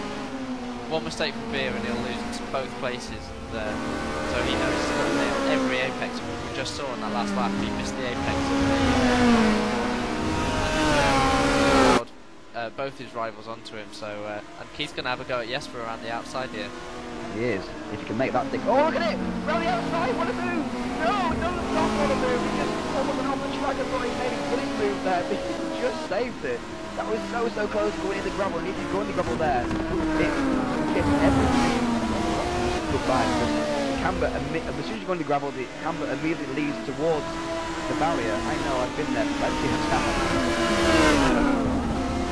Yeah, I mean, Keith was on the outside. I think Jesper just gave him no room there. And, perhaps there was a bit of contact. I don't know. I didn't quite see it properly, but I think he just broke just a little bit too late. Yeah, absolutely. Look at this. Going around the outside again though, but the traction of that BMW out of the corner now. VR Tarbog is ahead, but VR out. There we go. He's finally got the position. Someone has finally passed Francisco VR on track. VR is furiously trying to fight back because he knows he has to get back past immediately, else Tarbog will just drive away. And Barrett goes slightly wider because he's got all the tyres from these two guys. And Matthias Klein is now going to get involved. So Barrett can't afford to make any mistakes at all. Now, lap 13. So there's 3 and a bit laps to go. Tarbog. Can he take a double win here like he did at KW Super Speedway? If he can, that puts him in a commanding position heading into Bathurst. One thing about that move from Jesper, he learned that Beer was always going to sit on the apex in the second to last corner and use the BMW's traction. He just went around the outside and Beer was there sitting on the apex expecting Jesper to double back. On the outside. Oh no! I think Barry just got the back of Francisco Beer and they got through. The corkscrew on the outside to go. Barry on VR and now Matthias Klein trying to get involved as well. What Barrett's going to be there? in trouble for that. Barrett's going to be in trouble for that. He might indeed be, unless of course VR just moved across in the last second. We'll have to wait and see on the steward's review. But meanwhile, Barrett is into third.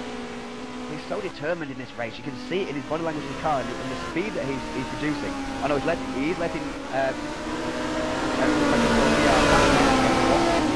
like you said, Toby. Yeah, it's the only thing we saw. I mean, it did look like Keith just maybe missed his braking point and just gave Beer a little bit of a love tap, but he's done the sensible thing there in my opinion. Absolutely, and off the track, in the background there is Karen Madaro, Andrew Bogdan, who's having a good race as well as Sultan Share comes around the corner and takes the place away from him, and Bouchard has lost a lot. Bogdan's lost lots of positions there. Meanwhile, as well, Matthias Klein has gone from 5th down to 7th. NATO and Graham have got past, while he was battling, trying to get past Via after he hit him. So, Matthias Klein, after a strong first part of the race, has dropped back a little bit, of course. Now Torborg is right in behind Solberg. Lap 14, 2 and a bit laps to go. So we've got 2 fights. Yep. So we've got the fight for first place, we've got the fight for third place, and both are absolutely critical for the championship. Absolutely, and NATO is now here to help his Portuguese teammate. Simply called the Portugal Racing Team, these two.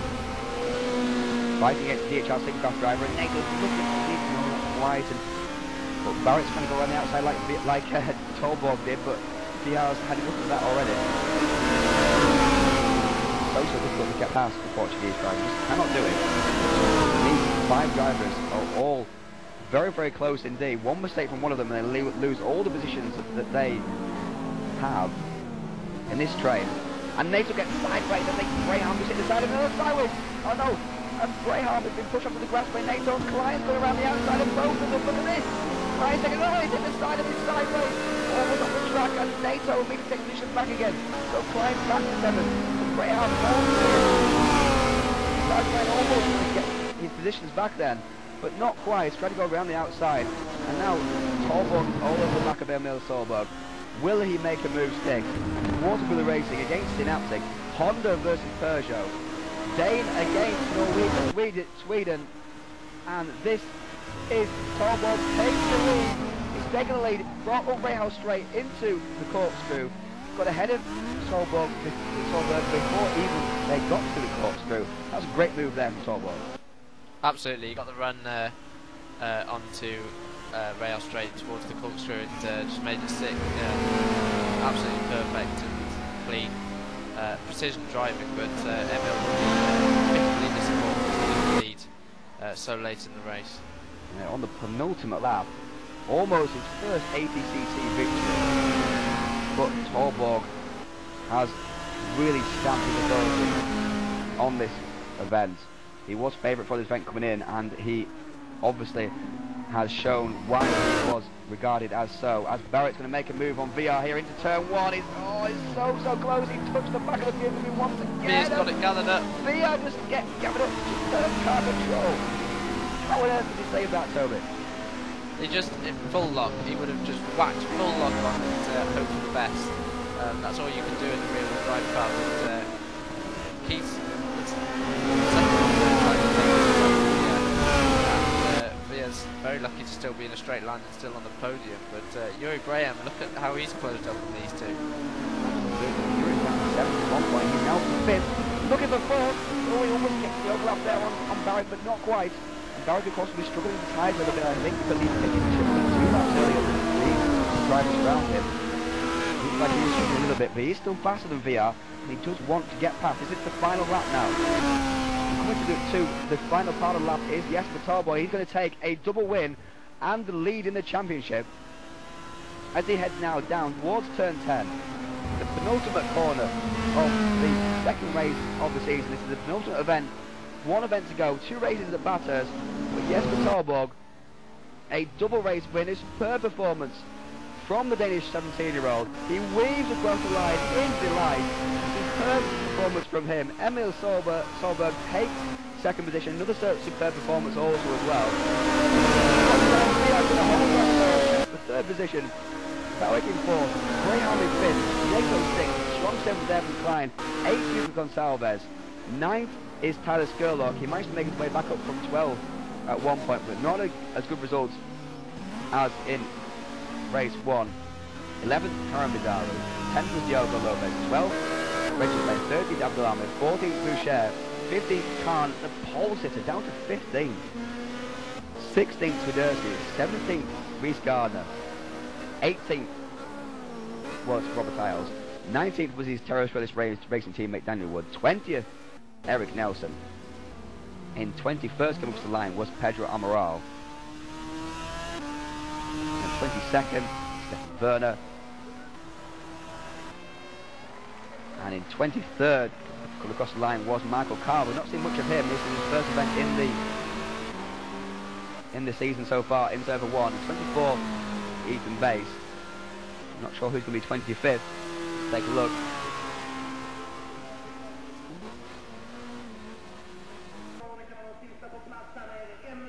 But that was a superb performance there from Torborg, and he takes my driver of the day. I don't know about you there, Toby.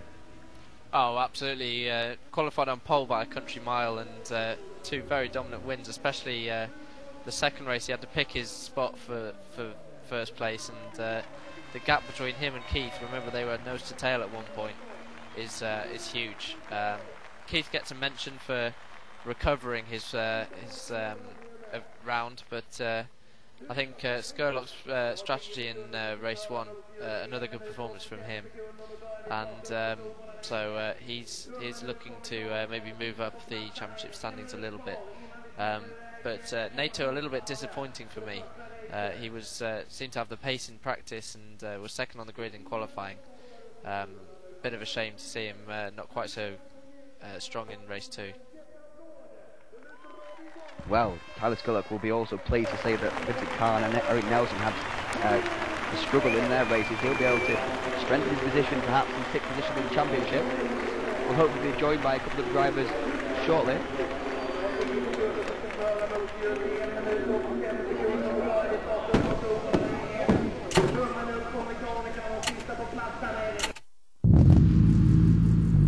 Hopefully they'll come in here. There'll be plenty of heated words in there, I think. It's a very, very intense race indeed.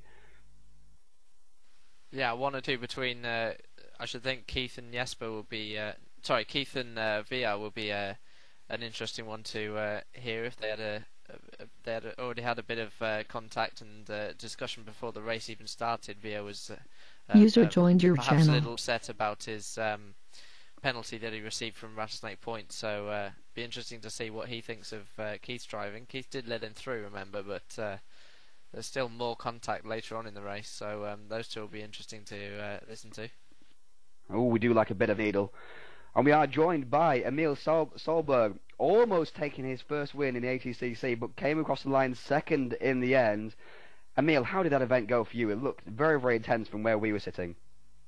Yeah, it was a great event, really. I got a great start. I managed to take the lead on, I don't know, I think it was lap 2. And then I managed to hold the lead for, well, until the penultimate lap. So that was a bit of a bummer, but otherwise I'm really chuffed with this result.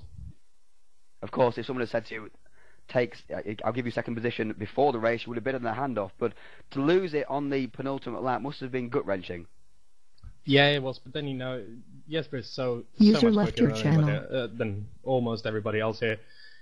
So I'm not really user joined your with the channel. result at all. It was more, I was just user joined your channel. watching Francisco holding up. User joined your channel. User joined your and, channel. Barrick at the end during the whole race, and I was just hoping that he wouldn't let him pass. But in the end, Talberg got the better of him. So. Absolutely, of course, that battling played into your hands, and one of those who was involved in more battles than most was Francisco VR. Plenty of contact there from you, and all race long people found it incredibly close, incredibly difficult to pass you, VR. The BMW seemed to be very, very strong off the corners, especially in the first sector of the race. I mean, is that how it felt from your point of view? Yes, the car was a nightmare in here, especially in the second race, because when the race started, I was getting a good run off, and then I tapped Emil because I thought we would go to the front. User joined your channel. But it was too hard, and I got a suspension problem. So that's the reason why I was so slow in the second race. Fortunately, the BMW is really strong under braking, so I was able to difficultly keep the guys behind. Some of them, actually. Some of them. I mean, we only saw one person pass you the entire race. I mean, you defended manfully. I mean, a couple of incidents there with Barrick. What were your views on that? I mean, one where Barrick just pitched you into the corkscrew a little bit. I think. Of course, he let you back through again afterwards. Yeah, I think it was no problem because the BMW into the corkscrew is really difficult, and I need to brake really soon there. So it's normal that Keith tapped me lots of times there. I knew that already because I've been practicing with Miguel, and he told me that. I mean, absolutely. I mean, of course, you had some strong results, but Torborg has taken a double race win. The first time anybody has taken a double race win at a road course, of course. Yes. I mean, Torborg was untouchable today. How do you rate your chances going into the final round at Bathurst? Do you reckon you can claw back the deficit on the Danish driver? Seriously, I don't know what's the difference right now. It's bigger than I would expect it, of course, especially after that penalty I had in the last race.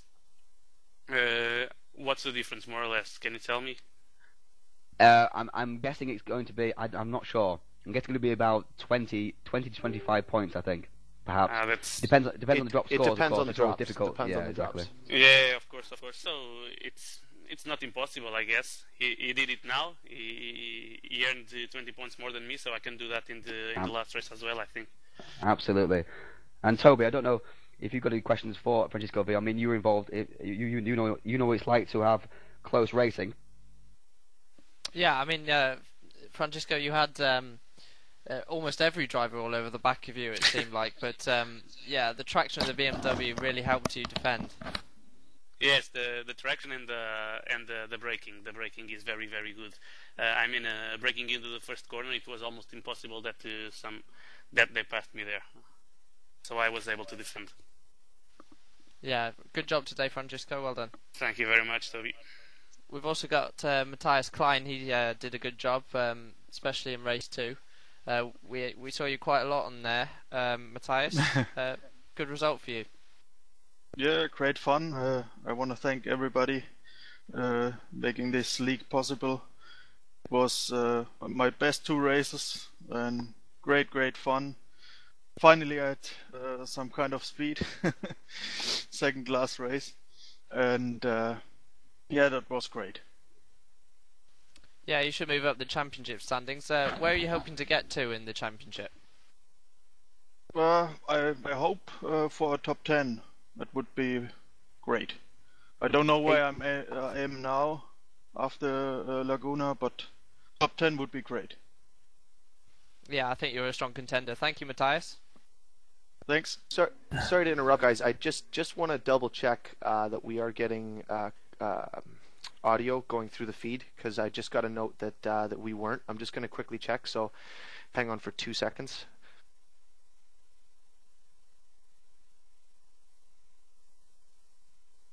Alright, guys. Okay, we're good. We're good. Sorry, I don't know what the hell Yuri was talking about. Yuri's going drunk again. No worries. We've also got Miguel Neto, who looked very strong in qualifying. P2 on the grid. Were you hoping for a little bit better, Miguel? Yeah. The qualifying was very good for me. A good clean lap, and I was optimistic for the 2 races. I have one big problem in the 2 races. In the pre lap for race 1, I check my steering wheel without driving force, and I do 2 races without force in my steering wheel. Yeah, great work. Well done. And there was a surprise for me and an experience too for me, and not too much difference, but it's very light into feeling the car, especially in the fast turns. So I start very well in the race 1, past Talborg in turn 1, but Jesper has too much pace for me in the race 1, and passed me, and I catch second place, and I drive safely at the end. In the second race was good for me too, but a great battle with Keith, with Yuri, and a good 6th place. Yeah, well done, Miguel. An excellent job considering you had no force feedback. Technical issues can't always be avoided, but yeah, an excellent job in the end, and we're expecting maybe a little bit more from you after qualifying, but considering your problems, you did very well. Yeah, great. Well done, Miguel. That's fantastic effort with no FFB. I know I can't do that myself with no force feedback.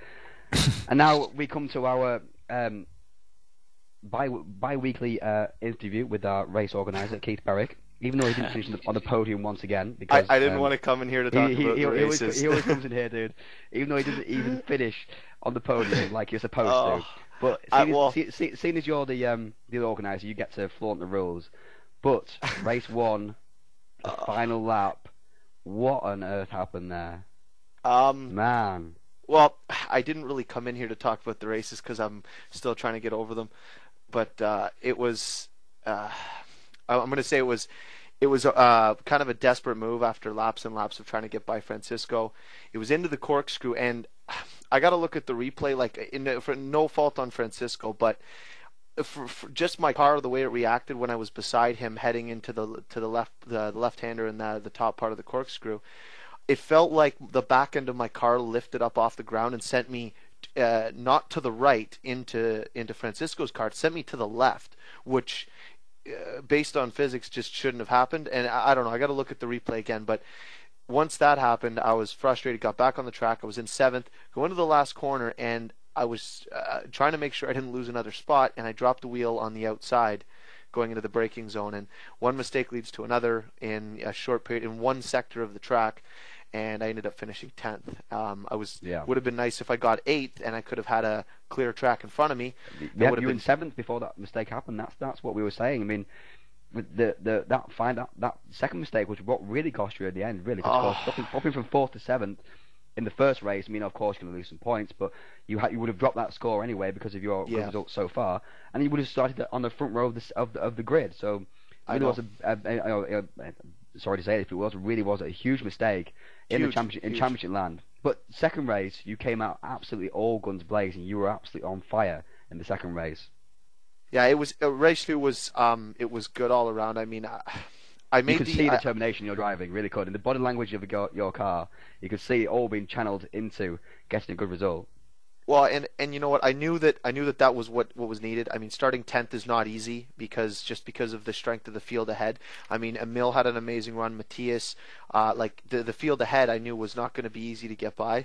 And I just wanted to get a good start. And again, I bogged off the start like I did at Rattlesnake. I'm not too sure where my head's been at lately with the mistakes at Rattlesnake and here, but I pushed for a good result because knowing that I've got all these top 5s, I need either a first or a second to make it even remotely count towards the championship. And with Francisco getting some good results here and Jesper literally dominating, it just didn't seem in the cards. And when I got behind Francisco with trying to get by him was just very difficult, and I was trying to do it cleanly, and unfortunately I did give him a tap. I didn't want to take the position like that, so I just waited for a safe spot where I'm not going to lose a bunch of positions, and I handed the spot back rightfully because that wasn't the way I wanted to get it. I don't think there was any way I was going to get it, to be honest. So difficult to pass. I mean, all we saw was Torborg pass VR, and he had great difficulty, and of course he was easily the fastest driver on the track. Hands down. Also, we saw you do a great move on Torborg himself, actually, when he was challenging Diogo Lopez, and you took 2 positions in one go out of the corkscrew and into Rayleigh Curve. Yeah, I didn't. Jesper's been good to me this season, when he's quicker, he would stay behind me and kind of work with me to catch the next guy. My head was really clouded in the second race, and I mean, I probably could have worked with him, but I knew how much quicker he was, and if he just trails off into the distance, I basically watching the championship sail off into the sunset, and it is a championship that we're racing for. There's one big race coming up to the end of the season, and to be honest, I still think it's very, very tight because of the drops. I'm obviously going to drop the 10th that I got with Jesper having the DNF, which was very unfortunate.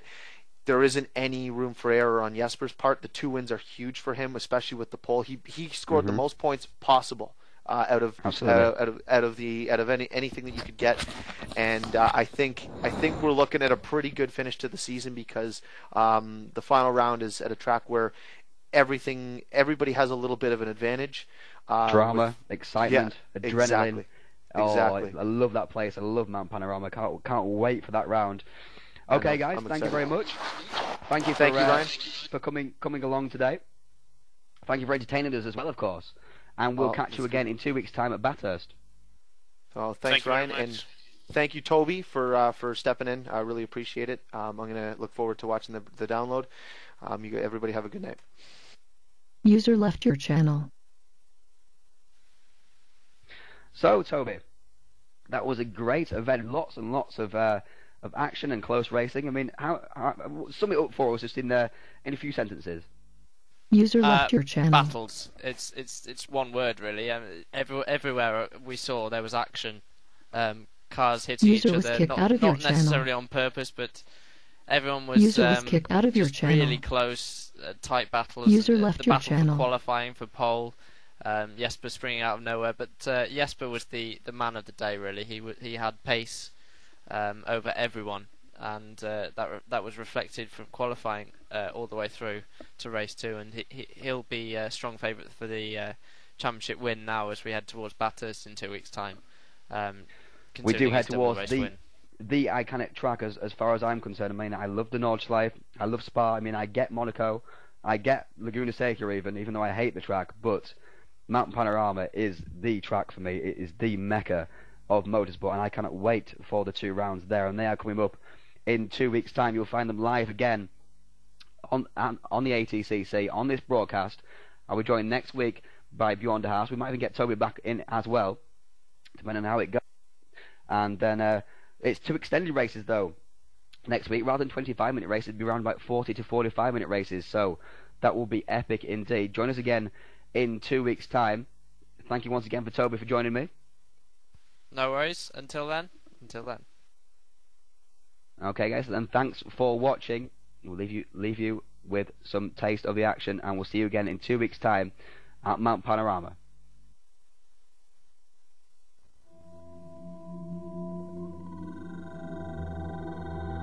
User left your channel.